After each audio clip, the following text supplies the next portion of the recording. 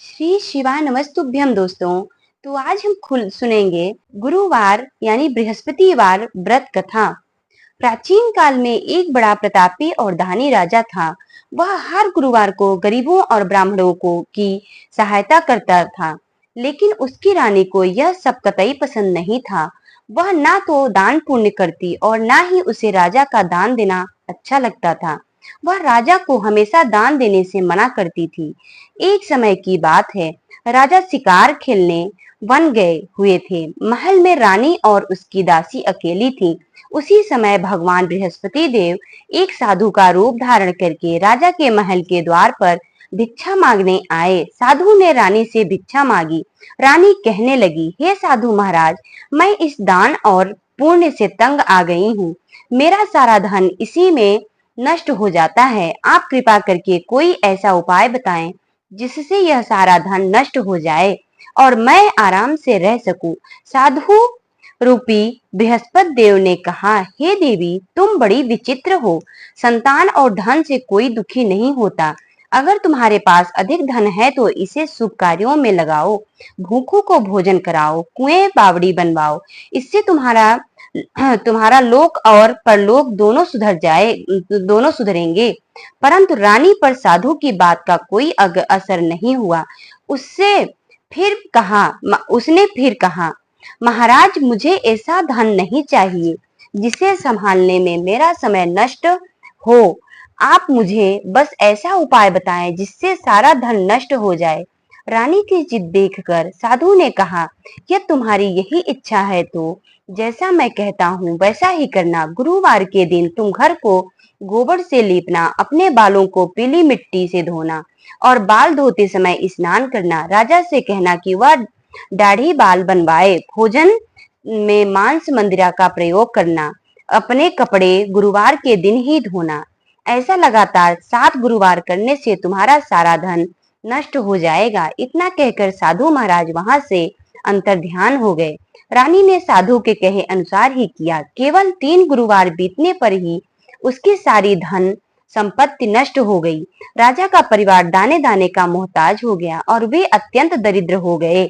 भूखमरी के दिन आने पर राजा कमाने के लिए दूसरे देश चला गया। वहां राजा जंगल से लकड़ी काटकर बेचता और अपना पेट पालता। यहाँ महल में रानी और दासी को कई कई दिनों तक भूखा रहना पड़ता था। एक दिन दासी ने रानी से कहा, हे रानी, आपकी बहन पास के ही नगर में रहती हैं। वह बहुत धनी है। आप उसके पास जाइए और कुछ अनाज मांग लाइए ताकि कुछ दिन पेट भर सके। रानी अपनी बहन के पास गई। उस दिन गुरुवार था और उसकी बहन गुरुवार की व्रत कथा सुन रही थी। रानी ने अपनी बहन को आवाज दी, लेकिन कथा के बीच में होने के कारण बहन ने कोई जवाब नहीं दिया। रानी को लगा कि उसकी बहन गरीबी के कारण उससे बात नहीं कर रही है।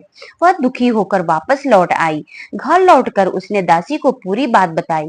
दासी ने कहा, मैं खुद आपके बहन के पास जाती हूँ, शायद वह मुझे कुछ दे दें। दासी जब पहुंची तब तक रानी की बहन कथा समाप्त कर चुकी थी। बहन ने दासी को बताया, मैं कथा सुन रही थी इसलिए बोल नहीं सकी। इसके बाद उसने दासी को बहुत सारा अनाज और धन देकर विदा किया। कुछ समय बाद भगवान बृहस्पति देव फिर साधु का रूप धर कर दासी के सामने आए। दासी ने उनसे क्षमा मांगी और दरिद्रता दूर करने का उपाय पूछा। साधु महाराज ने कहा, गुरुवार के दिन भगवान विष्णु और बृहस्पति का व्रत करो। चने की दाल, मुनक्का मुनक्का और केले से भगवान की पूजा करो। दीपक जलाकर गुरुवार की व्रत कथा पढ़ो या सुनो। पीले वस्त्र पहनो और पीले भोजन जैसे बेसन के लड्डू या हलवा का भोग लगाओ। स्वयं नमक रहित पीला भोजन एक समय करो। इससे भगवान प्रसन्न होंगे और तुम्हारी दरिद्रता दूर हो जाएगी। दासी ने रानी के साथ मिलकर अगले गुरुवार से पूरी श्रद्धा के साथ यह व्रत करना शुरू कर दिया। भगवान बृहस्पति देव की कृपा से उनके घर में फिर से धन धान्य के भंडार भर गए। राजा भी परदेश से बहुत सारा धन कमाकर लौट आया। रानी का अहंकार नष्ट हो चुका था और वह भी अब नियमित रूप से गुरुवार का व्रत और दान पुण्य करने लगी थी। तो दोस्तों, यह थी बृहस्पतिवार व्रत की कथा।